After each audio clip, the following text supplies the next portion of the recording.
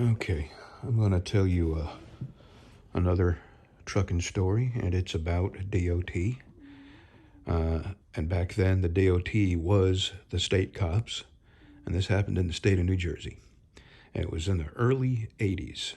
I was a very young man, I was in my early 20s. And it was my first real big time trucking job. And I was really proud of my truck. It was a company truck, but I took good care of it just like it was my own. And I even bought chrome on it, and I even polished and waxed it. I've always been like that.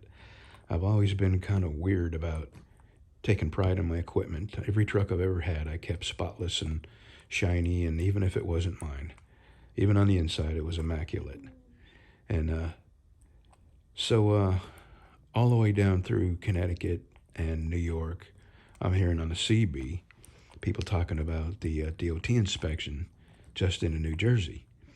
Once you get past the tolls, they're pulling people over the edge of the road inspecting trucks. So I had plenty of time. It had snowed in Connecticut, so what I was looking for was a dry spot to pull over.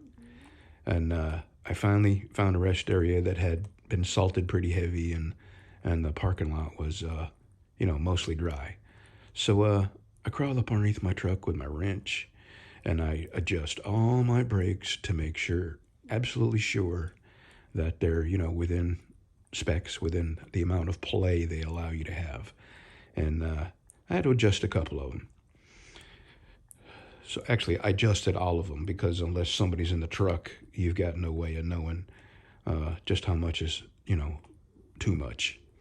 So I adjusted all my brakes. And the way you do that when you're by yourself is you lock the trailer brakes and you unlock the tractor brakes and you set your tractor brakes with a wrench, and then you go and lock your tractor brakes and you unlock your trailer brakes and adjust them. So only took 20 minutes. I was young. I could slither around on the ground pretty good back then. And I get in my truck and I drive another about 35, 40 more miles, and I hit the inspection. They pull me over. My logbook is up to date. My toll receipts, match my logbook, and everything was, I was pretty confident they were just going to rush me through. All my lights were working. So he looks my truck over, and he comes back and he said, "You got a couple of brakes out of adjustment." And I said, "Sir, I had just pulled over and adjusted my brakes not 40 miles ago. My brakes cannot be out of adjustment."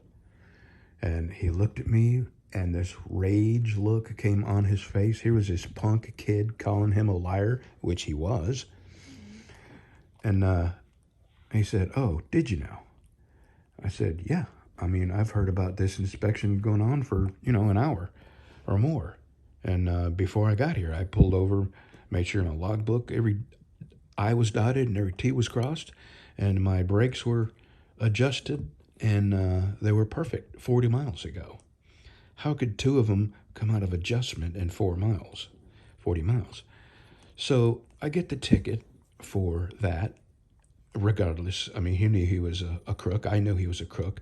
And then as he gets closer to me, in his pocket, I see a 9/16 wrench sticking up out of his shirt pocket. This SOB has backed a couple of my brakes off in order to tell me that, because what he didn't think is that I adjusted them myself. And most truck drivers back then probably didn't even know how to adjust them. It's a real simple process. It's even with slack adjusters today, it's still a simple process. It just takes a slightly smaller wrench and a little more muscle. So he's looking around the trailer a little more because now he really wants to find some more stuff to write me up over. Well, the company I was working for was a small company, and what they did was buy used trailers from large companies that were transitioning them out and buying new trailers. So it was an older trailer that I had, but it was still in good mechanical shape.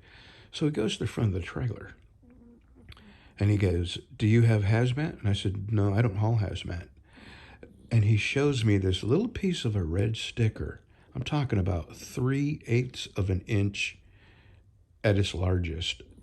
It could have been any kind of a sticker, but he tells me it's a flammable sticker.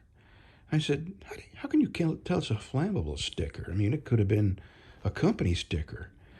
And now he's getting threatening about making this much worse for me, and my mouth is going to get me thrown in jail. And I've said nothing rude or impolite. I'm just questioning him. So he writes me a ticket for improper placard placement. And when I brought that ticket back to my boss, he was in absolute shock and awe that anybody could be that damn dishonest. And that was my very first encounter with cops that were worse than any criminal I had ever run into. I mean, these guys, and what makes them worse is because there's no repercussion. This is in the early 80s. People didn't have cameras. And that little brotherhood thing where, there might be one good cop, but there's 10 bad cops, and the one good cop does nothing. And the 10 bad cops continue to do their stuff to people every day. So that one good cop is not a good cop. Yep, and that shattered my whole image of cops.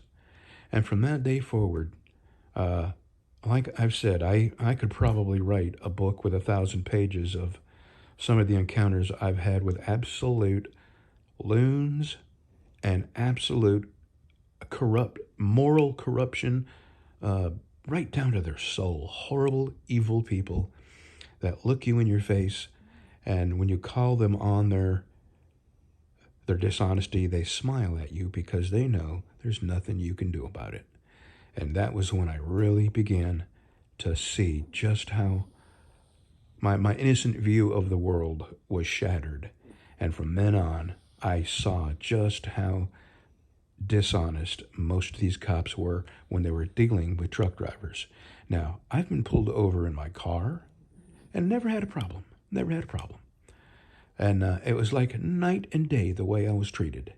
So I'm convinced that cops have this adversarial attitude towards truckers, and they view truckers as an enemy and subhuman and not worthy of honesty or respect or constitutional rights or simple common decency. And that's my experience. And I'm probably only going to tell one more, and this is about a dishonest scale man that got away with it for years and years and years and made Florida a lot of illegal money. So I'll tell you that story, and that'll probably be the end of my stories, because I got a feeling most people don't want their innocence shattered about, cops and the truth. I think what the truth is, well, there's a lot of people standing around, and there's a lot of faces on them. They're perfectly fine and honest and all that. But the minute the lights go down and you're by yourself, they do whatever they want to you, especially if they don't like you. And cops let me know in so many ways with words and actions that they don't like truckers.